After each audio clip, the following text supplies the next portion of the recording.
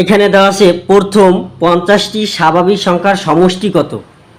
এরপর আরেকটা অঙ্ক আছে প্রথম 30টি স্বাভাবিক সংখ্যার সমষ্টি কত, প্রথম 500টি সংখ্যার সমষ্টি কত। এইভাবে আমরা 50, 30, 500 যে কোনো মানে যে কয়টি সংখ্যার সমষ্টি বলুক আমরা এই অঙ্কগুলো খুব সহজেই নির্ণয় করতে পারি। এইখানে প্রথম অঙ্কটায় আমাদের এখানে বলছে 50টি স্বাভাবিক সংখ্যার সমষ্টি কত। 50টি স্বাভাবিক সংখ্যার সমষ্টি যেহেতু বলছে, এইখানে যেই কয়টি সংখ্যার সমষ্টি বলবে, এইখানে বলছে যেহেতু 50টি সংখ্যা, এই কারণে আমরা প্রথমে 50 লিখতে পারি।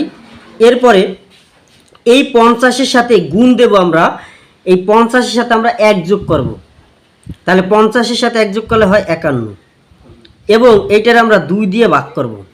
এখন 50-এর সাথে যদি 51 গুণ করি তাহলে আমরা পাই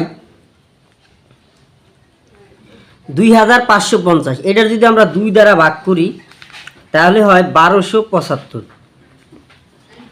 এরপর অঙ্কটি বলছে 30টি স্বাভাবিক সংখ্যা, যেহেতু 30 বলছে প্রথমে আমরা 30 লিখি। এরপরে 30-এর সাথে 1 যোগ করা লাগবে, 30 আর 1 31। এরপরে আমরা 2 দিয়ে ভাগ করলাম, 30 আর 31 গুণ করলে কত হয় 930। এই 930-এ আমরা যদি 2 দিয়ে ভাগ করি 465।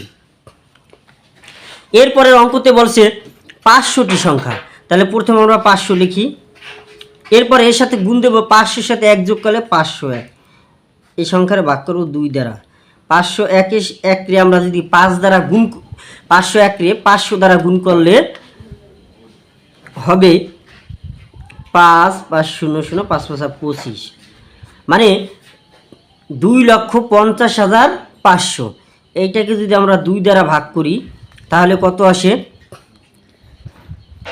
এখানে 2,50,500 যদি ভাগ করি তাহলে হয় 1,25,250। তাহলে এটাই হলো আমাদের উত্তর। এইভাবে আমরা যে কোনো স্বাভাবিক সংখ্যার সমষ্টির মান নির্ণয় করতে পারি।